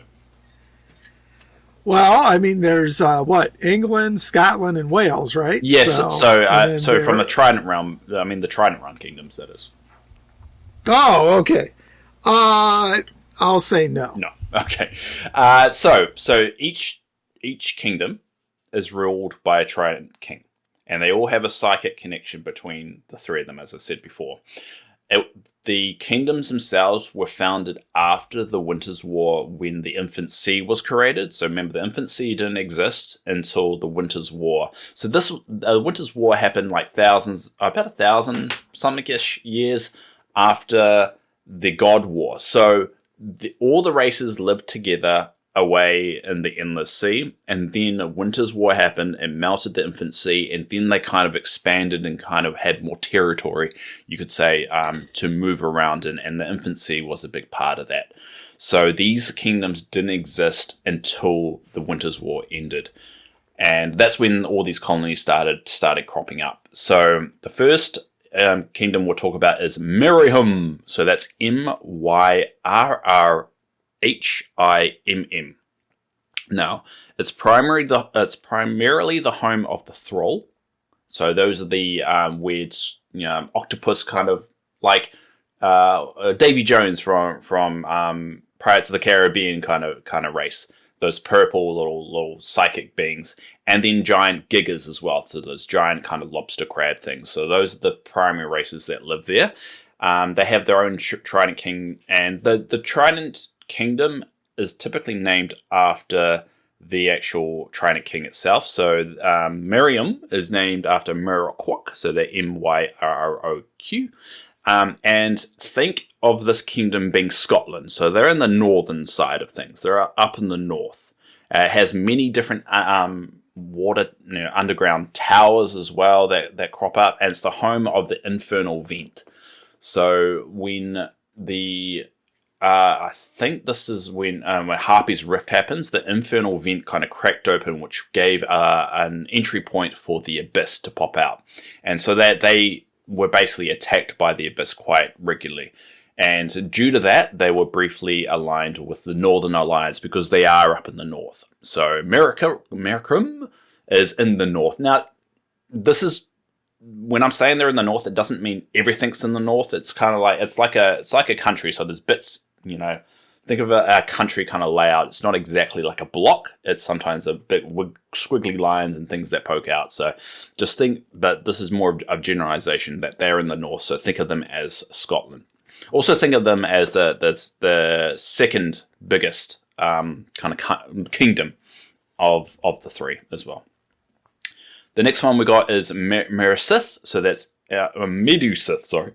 So that's MEDU''SYTH. And they're the primary home of the Placiderm and the River Guards. The River Guard do live on the surface, but they also go underground and live in the water with these guys as well.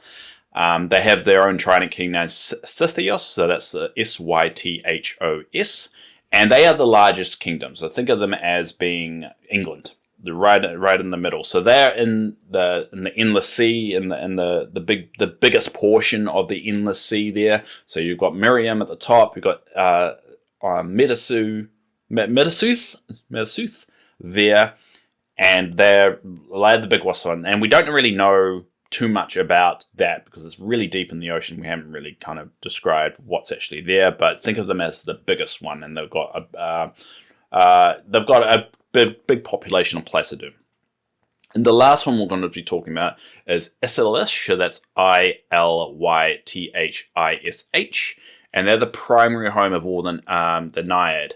So, and think about them as the Wales one. So they're in the Infant Sea kind of area as well. So it's kind of like England, but you the United Kingdom, but you flip it.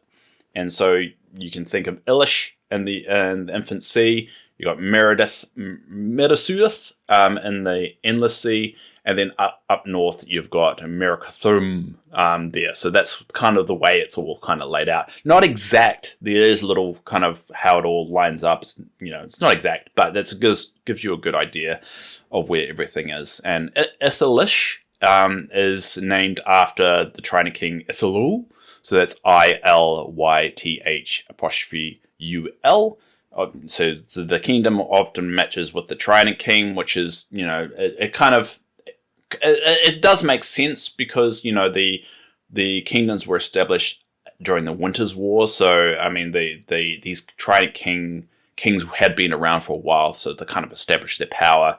And it's not clear why they kind of separated and made their own kingdoms. They just did. So that's another part of the lore that we don't actually know why they started doing it that way and why they started to expand instead of keeping hidden away like they were asked to. And I think the last kind of mention we should mention is, let's say, Northern Ireland kind of aspect of it, and that's the land colonies of River Guard, such as there's some River Guard fortifications down at the southern vent, which is in Clash of Kings. There's a bit of description in a battle that takes place there. So they're guarding the southern vent on land, and there's a lot of land colonies of River Guard throughout Panathor. So you could describe them as the Northern Ireland, of this kind of analogy as well. Does that all make sense there, Mark? Because I kind of ramble a bit, so I just like to pause once in a while to make sure I'm on the right track. No, you're on the right track, and I think that the United Kingdom analogy is like right on. So, and I mean, everybody knows Games Workshop. I mean, you take a look at the Empire, it's Germany. Those types of things all just kind of like help. Just kind of bring it into your brain a little bit better if you've got something relatable to it. Exactly. So, again, it's not laid out in a perfect map, but it gives you a good idea of, how it functions. Yeah, and I think that's the important thing is the easiest way to relate to something is to tie it in with something that you know. And that analogy I find, and it works because they are based off. Mantic is based in England, and I don't know whether that was a deliberate thing, but that's how it kind of worked out there. Cool. All right, so we're going to go into some brief things that have been happening with the Trident Realm. So now, since the establishment of these kingdoms, they've kind of been having they've been fighting the forces of the abyss. They're kind of like the underwater guardians of the sea, pushing back the abyss so they don't take over everything. Now, things got a little bit worse during the Edge of the Abyss when all that event happened, when the abyss expanded. It actually turns out, as we found out in the Clash of Kings 2025 book, and this is something that a lot of people I think overlooked, is that it does establish in them that all three of the Trident Kings played a part in the Edge of the Abyss, because the original Edge in the Abyss supplement doesn't mention that. It doesn't mention that at all, because the Trident Realms does play a big part in the Edge of the Abyss. So what happens is, in the Frozen Sea, which is about north of where the Abyss is, the Thrall basically melt all of that ice and then flood the Ogre lands, which has also all these abyss openings. They flood the abyss, and that's what they call the flooding of the abyss. And, everyone refers to the flooding of the abyss. This is that event: is that the Thrall basically melt all this water, they flood the abyss, and then they freeze the frozen sea again to once the abyss has been defeated. So they were the reason why the Edge of the Abyss essentially ended. And it did ruin all the Ogre land, because that's the Ogre's native land in that particular section. But effectively, the Trident Realms were the heroes in that scenario. If they didn't do what they did, the abyss would have just kept going and making new openings and causing a bigger drama, basically. So yeah, the Trident Realms were involved in that. All three of the Trident Kings played a part in that particular event. Now, because of that, the abyss, the forces of the abyss were quite pissed off, and so they continuously attacked the Trident Realms undersea under the events that did open up. Now, later on in the Harpy's Rift, that happened a few years later, it caused a rift to open in the Great Deep. Now, the Great Deep is that huge trench that we talked about where the shards were. Now, there was a big battle that took place undersea. The Northern Alliance did help them out with that, and that part of the Harpy's Rift campaign did involve that bit of them just trying to push back the forces of the Abyss. Now, we didn't know exactly why they were trying to get into the Great Deep. We find out in Clash of Kings 2025 why they were trying to go down there. It was actually, turns out there's a shard or a piece that they need to of Oskin's axe that they're trying to reforge the forces of the Abyss, which kind of implies that once they reforge the Oskin's axe, which is Oskin's axe is the one that caused the abyss to open up to begin with. Once they reforge the axe, the wicked ones can actually finally escape the abyss. So it's kind of implied that the last shard that they need is at the bottom of the Great Deep, which we now know is the reason why they kind of were trying to get into the Great Deep. Now the Great Deep is actually based in Miriam. So Miraquok is the one that is the Trident King for that particular area. Now, after the alliance with after the Northern Alliance and the Trident Realms kind of bit back the forces of the Abyss and sealed it, the Northern Alliance refused to help guard it, because just because you seal a rift doesn't necessarily mean it's going to stay sealed. And Northern Alliance just refused to help seal it. It sounds like the Forces of the Abyss was still kind of leaking out of it, but the Northern Alliance went helping. They were like, the Trident Realm can guard it itself. Now, Miraquok was actually apparently too proud to ask the other kingdoms for help, but the Wicked Ones were still quite pissed, so they were still constantly throwing soldiers at them. And the Infernal Vent, which opened up during the Harpy's Rift incident, continuously threw out more and more Force of the Abyss towards Miriam quite often. Now, they were more like pockets at this point, because, well, obviously the Force of the Abyss had just been, their biggest force just got beaten by the combined forces of the Northern Alliance and the Trident Realm, so the forces that would attack them over the next couple of years would just be little pockets here and there, but essentially the Trident Realms were holding back essentially the safety of Panathor. Does that make sense so far, Mark? Sorry, for listeners, in case you're wondering, it really does. Yeah, I asked. They're kind of like the underwater brotherhood, you know. I mean, they're on the edge. They're right there in front of the vents, and you know, I mean, they're holding it back. Yeah. You know, I mean, everybody owes them a great debt of gratitude, but nobody knows about it. Yeah, exactly. I mean, they're a very secretive nation as it is. Now, we do know that they do have embassies now, so because in the I always forget the name of the book, Drowned Secrets. There was an embassy established in the Great Horn, and that's actually part of that story. So we know that the Trident Realm are known, that we do know they have emissaries, and we have people going out and establishing some kind of diplomatic relations with them, but it doesn't look like they pass a lot of information on. So it's partly their fault for not doing that, but also they don't know who to trust. You know, you wouldn't trust men. You wouldn't trust the humans. You wouldn't trust a lot of races in Panathor. So we kind of get that. Now, how diplomatic relations are right now, not quite sure, but we know when that book came out. I think that's around about the Edge of the Abyss kind of time. I think it was before the Edge of the Abyss actually occurs, that book. Just before. We do know they had established some kind of diplomatic relations, so it'd be interesting to see, you know, how the extent of all that, which is a bit vague of the extent there. So if you hear me when I throw it to Mark, it's me just trying to catch a breath. By the way, so that's why sometimes that feels a little bit out of place. Another thing to think about, Dave, is it's easy for them to go visit other people. Yeah. It's hard for other people to go visit them. Exactly. You know, I mean, it's you got to have a unique set of circumstances. It's to be able to breathe underwater. So yeah, or have a spell that would allow you to do that. And then you don't talk in sign language, as we mentioned. Nothing really international unless you really work hard at learning their sign language, or there'd have to be some great oxygen bubble down there or something. You know, I mean. You got to think about the difficulties of trying to have those relations. So it's amazing that they even have any. Yeah, well, they do state that they've got the oxygen bubbles really for the River Guard, to be honest. It sounds like they established these oxygen bubbles for the River Guard to live down there. So they definitely have the capability.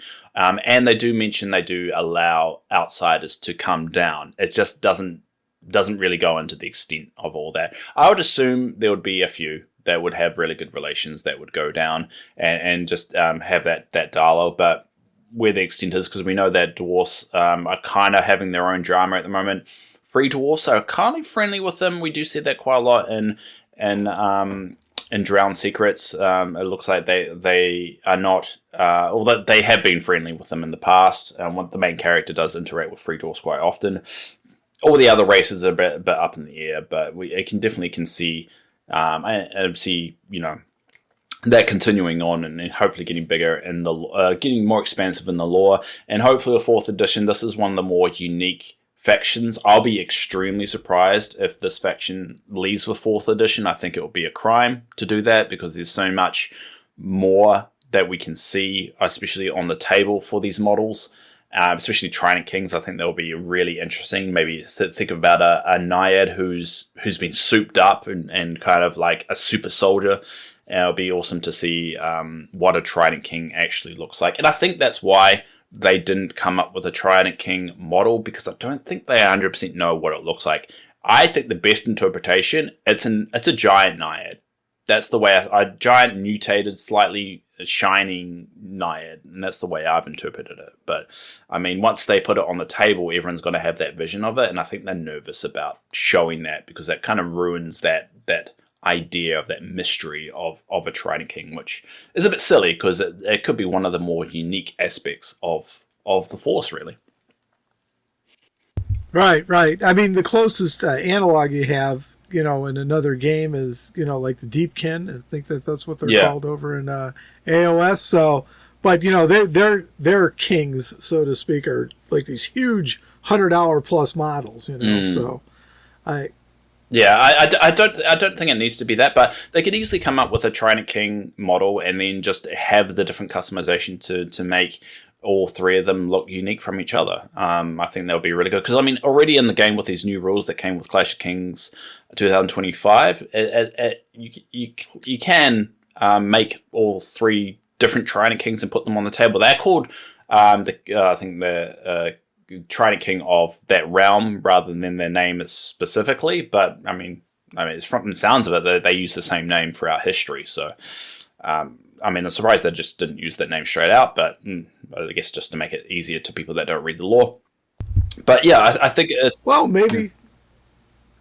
I was going to say, maybe we'll get a Lord of Lies style kit that you can customize to make any one of the things. I think that's where everyone was, got blown away by Lord of the Lies. The Trident King should have been their Lord of Lies, and I think the Trident Realms would have sold a lot better if they did that. Cool. Now, that's where we're going to end kind of the history. Now, the next part of it, the next lore dump would be the Clash of Kings 2005 stuff. So I'm going to leave that for a separate episode, because that is there's a lot of meat to that, and so we don't that's a whole episode itself. This is us just establishing the Trident Realms. If you do want us to go into the 2025 Clash of Kings lore, where we talk about the Underwater Crusade, we talk about all the events that do happen around that time, we can definitely do a follow-up episode, and we'll make it Trident Realm specific, so we'll talk about more about the different races, and we also will go into the Clash of Kings 2025 story and lore.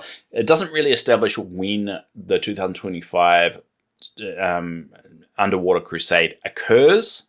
Is it Underwater Crusade? Yeah. Whatever.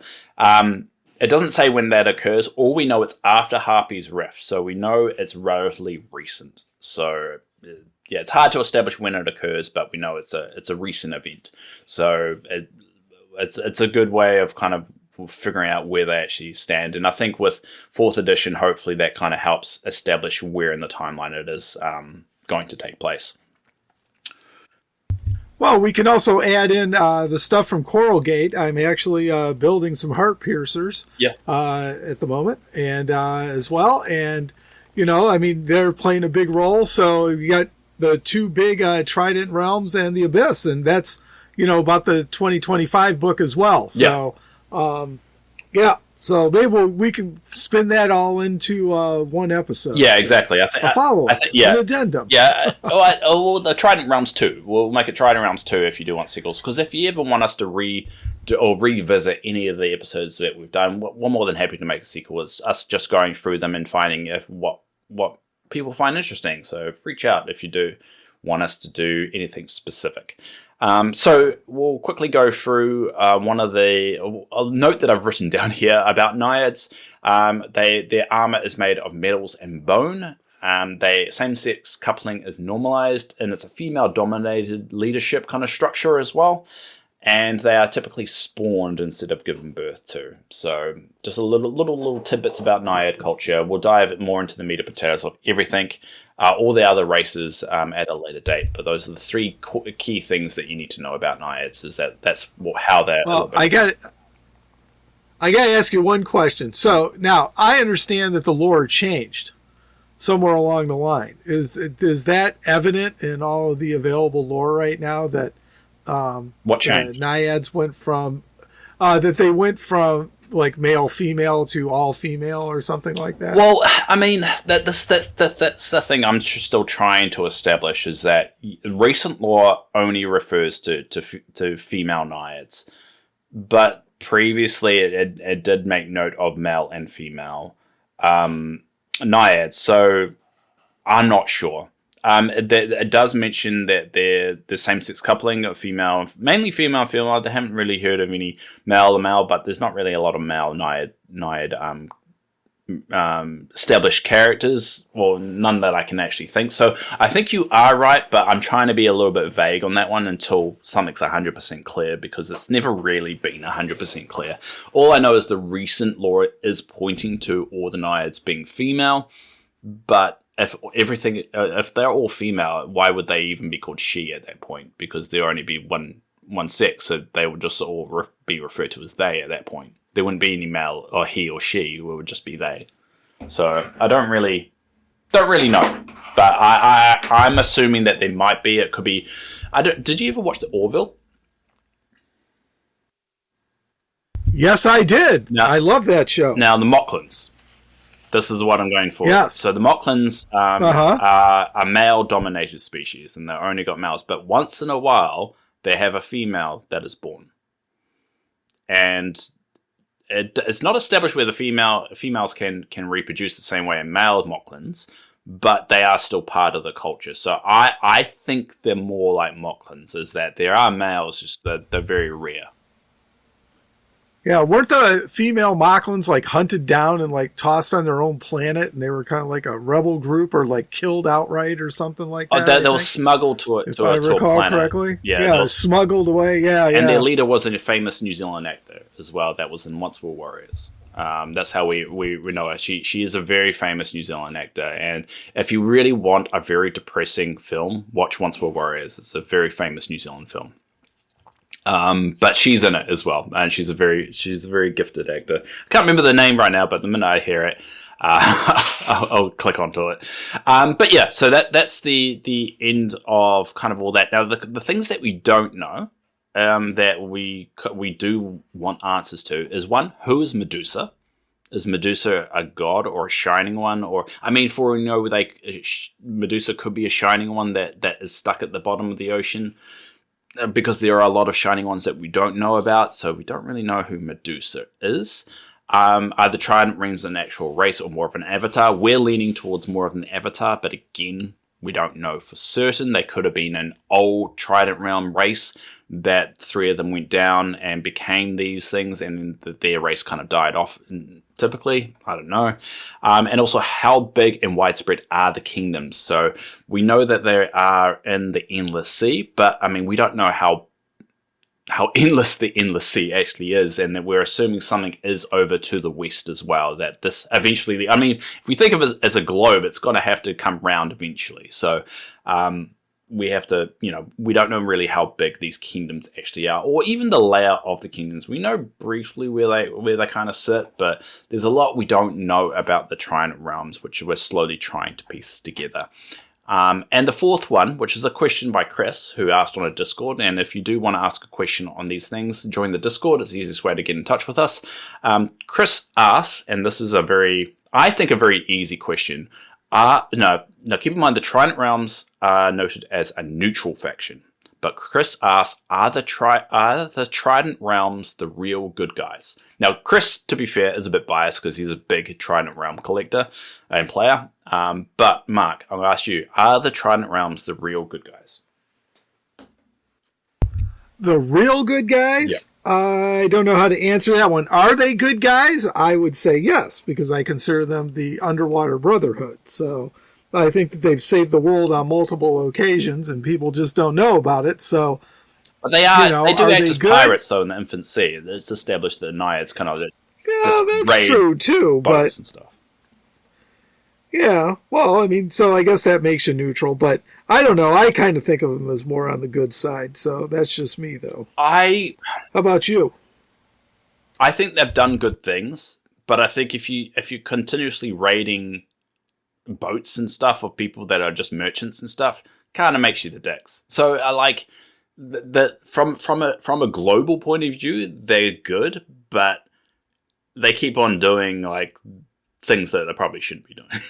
So I don't know. So I feel. Well, think Basileans. Basilea is like the good guys.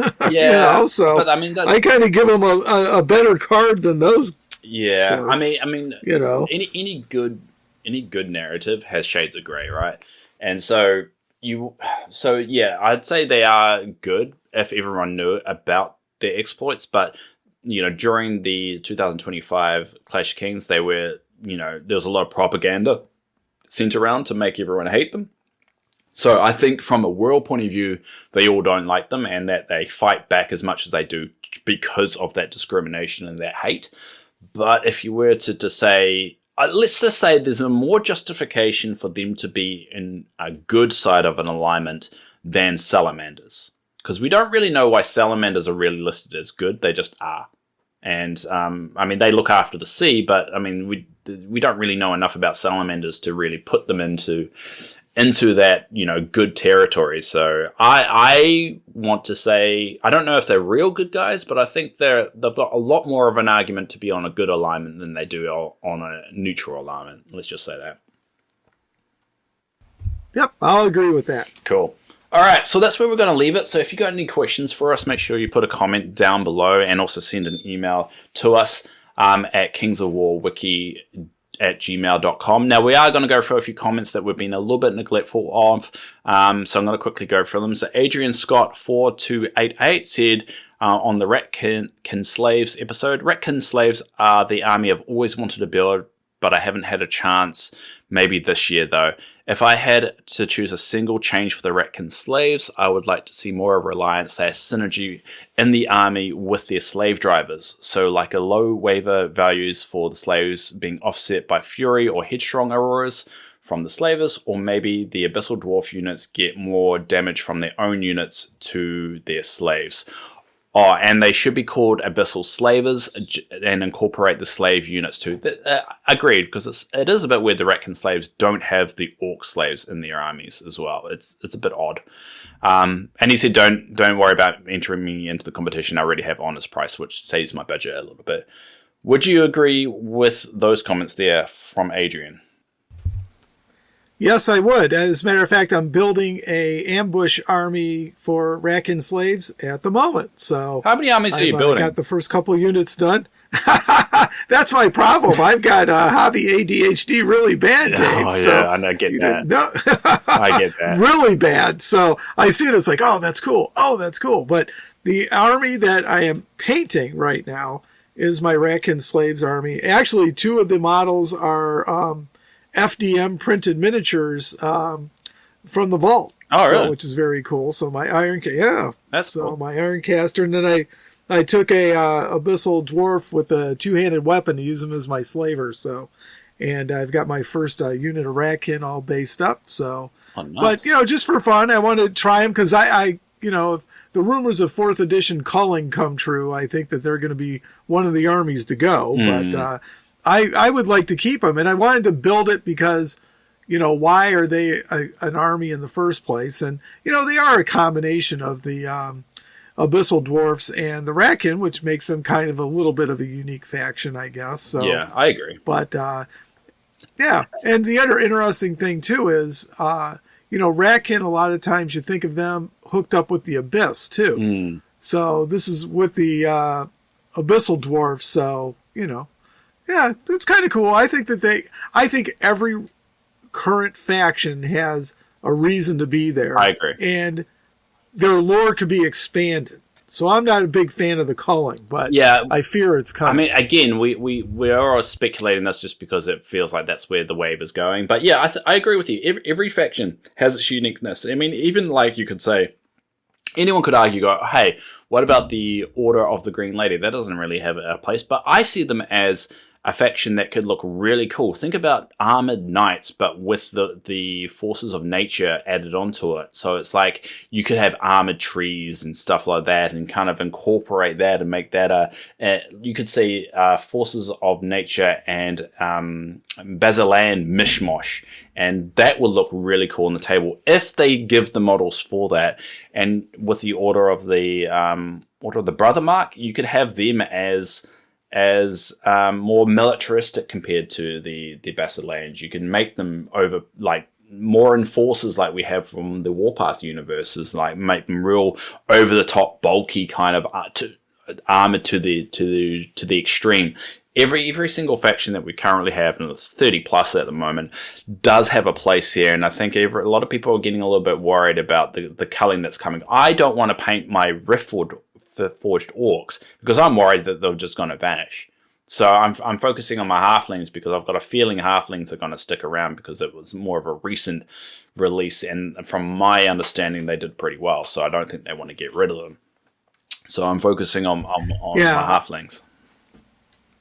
I think the Riftforge will survive. I think, I think they'll try to move the orcs into the Riftforge, maybe, or I think that's a really toss bad them mistake. into a slave race. Yeah, I think so too. Yeah, I think it's a terrible mistake because the way orcs have existed in Panathor without the Wicked One's influence for like 3,000 years, and the Riftforge orcs have just come straight from the abyss, from the Harpy's Rift. So if you were to make them one unit or one kind of faction again, you're losing such a massive part of what you could make these two factions into. Riftforge orcs can be the more savage, the more brutal, the more conquering, the more kind of a swarmy kind of like just raid everything, but you can really make the orcs something different that we don't see in Warhammer or see in one of these other areas, of make orcs a little bit, I don't know if peaceful is the word, but more civilized, you could say, and more kind of like they are just trying to figure out their place in the world. They're no longer, and a little bit of spoiler for an upcoming episode, the Claws of the Plain book that's coming out soon does go into that separation, what I'm talking about here, of showing the orcs trying to figure out their own place in the world of Panathor. And I think if you merge them together, you've got to undo all that good work that you've done so far. So I'm a bit nervous about, from a lore point of view, them doing that, because there's so much you could do with an orc race that isn't the typical orcs that we know about. You could still do the typical orc stuff with Riftforge orcs, but with the other orcs, do it like the goblins. The goblins feel like they're a little bit more established, a little bit more finding their own place and finding their own culture in Panathor, and I think orcs is just looking for that as well. Oh yeah, I mean, speaking of goblins, after reading Ascent of the Goblin King, I want to see cave goblins. So, even if it's just a unit in there, I think that would be very cool. And we had an episode on orcs, and I mean, they're built to kill and the whole 9 yards. So, but what's their kind of society? Like you said, kinder, gentler, than the Riftforge. The Riftforge are something totally different. They're like the infused big bad guys that got created to be the, amped up version. You know what I mean? The super soldiers, the winter soldiers. Yeah. I mean, they're amped up and ready to kill. And, the orcs are out there, doing their killing thing too, but, they're on a different plane. They don't have electricity dancing out of their eyes, and they're not teleporting all over the place. And, they don't have cool manicores and everything else. Yeah. So, and also, I just think of them distinct. Yeah, and also keep in mind the orcs have been around just as much as the same time as goblins, same time as the herd races, and the same time as the Trident Realm races as well. And they've become their own thing, and they're fighting the Abyss now. Like the Trident Realm races and the herd races, they're adamantly against the Abyss and fighting back on them, and that they are being successful on it. So it's not to say, hey, they were created from the Abyss to be evil, so they are evil. We've clearly established in this lore that can change, because all these races were created to fight the noble races, that they call it, so humans, dwarfs, and elves. They were all created to fight them, but it didn't work. So there's nothing wrong with making the orcs toning them down a bit, or at least finding maybe a sect of orcs that have branched off and became a little bit calmer and realizing what they actually are and figuring it themselves out. Because it's not really clear of how long orcs live for. It goes a little bit of that in the new book as well. Claws of the Plain, I think, is going to be really good at establishing a lot of cool things about orc culture. And I can't wait for people to actually start to read it and start to dig their teeth into that one. So, cool. All right, we're going to quickly jump over to an email question that we actually got last year, and we've been putting off actually reading it, from Rune. Oh, God, I can't pronounce it. Rune Gronehid Prosgard. I think it's German. I'm not sure. It's a very difficult name to pronounce. Sorry, Rune. I'll just call you Rune, and you know who you are. Hi, Wiki Dave and Mark. Thanks for some great lore background podcasts. As a long-time orc player and now Riftforged orc player, I really enjoyed your recent podcast on orcs. At the end of the episode, you asked a question: are Riftforged orcs different enough from orcs to be their own faction in 4th edition, or should they be merged? His answer is, the Riftforged Orcs have a distinct identity that justifies them being their own faction rather than merge with standard Orcs and Kings of War. They represent a wholly unique take on the Orc type, blending classic brutality with an elemental, electrical, otherworldly twist. Their connection to the power of the Rift gives them the flavour that's not only thematic but also mechanically distinct, and a very unique take not seen in other games or fantasy stories. Their inclusion as a separate faction expands the diversity of the game, allowing for unique army builds and lore-rich storytelling that will be diluted by merging them with regular orcs. For example, Riftforged Orcs feature units like Stormslayers, Hellstrikers, and Thunderseals. Agreed, because a lot of those races are actually giants, or the giant, I think, Cyclops that's kind of become a Thunderseer, and a lot of that stuff. I really like that inclusion there. He didn't say that, I just went on a tangent. He goes on to say, which emphasizes their storm magic and divine inspiration, setting them apart from the more savage and nomadic nature of standard orcs. Merging the two factions will strip away this carefully crafted identity, reducing the richness for the Kings of War universe. Agreed. To do so would risk making both factions less compelling. Instead, their distinctiveness should be embraced, showcasing how the Kings of War setting thrives on variety and creativity. I personally don't mind having a lot of factions as long as they manage the balance of all armies gameplay-wise. I cannot agree anymore. What is it about you there, Mark? There we go. I couldn't have said it better myself. Yeah, well, he pretty much put into better words than what we were trying to say. So that's a really good take, and I 100% agree. I don't think... There's no notes on that. No notes. All right, so the last comment we've got is from Nardo. They say, I'm more... And this is from our YouTube channel. I'm more... of a fan of small-scale stories focusing on building up factions. All that cross-promotion and the massive universe stuff bogs everything down and forces people to have to consume it all if they want a good understanding on things. I'm a fan of how things are with smaller, separated stories. Agreed. I think the big stories that we often get with the Clash of Kings and with the summer events, I think they're too big, and it gets confusing. If you ask me at all about any of the summer events that Mantic have done, I struggle to explain a lot of them because there's a lot there, and it's hard to kind of summarize them. What about you, Mark? Well, I enjoy the summer campaigns, though. So I mean, I enjoy don't do them ever again. No. I enjoy them. But I think they just need to make them a little bit more structured, if it makes sense. And so, because if you were to explain the summer event the same way you would explain kind of the what was in Clash of Kings 2025, it will be it's a harder task to go back and kind of explain all that. Yes, well, I'm still a little burnt from the one summer campaign, so where we clearly won Halpi's Rift and then lost it. So, but they had to do that because they needed to drive the next story, forward. So I get why, but that one still has left a bitter taste in my mouth. I mean, if they're gonna bring them on, man, I love them. Yeah, if they're gonna do it, they have to make sure they stick to the outcome. And so maybe in the future, maybe that's why they haven't done one for about a year. I think they did a Warpath one last time. So yeah, if you're going to do it, make sure it is definitely going to be influencing the narrative and stick to it. Even if you've got an idea of what's going to happen in the 5, 10, 15 years, if you can't do that, don't do the summer event, or don't at least make a point that it's not going to actually influence that before putting it out there. I know it's a really good marketing material of saying, hey, this will influence the campaign, but if you don't actually follow through with it, you're going to lose that trust, and you're going to start to degrade their participation in those events. So make sure that those events do actually have a significant impact in the story, and have a way of people to follow up on the event. So the last one was the one with the Night Stalkers and so forth.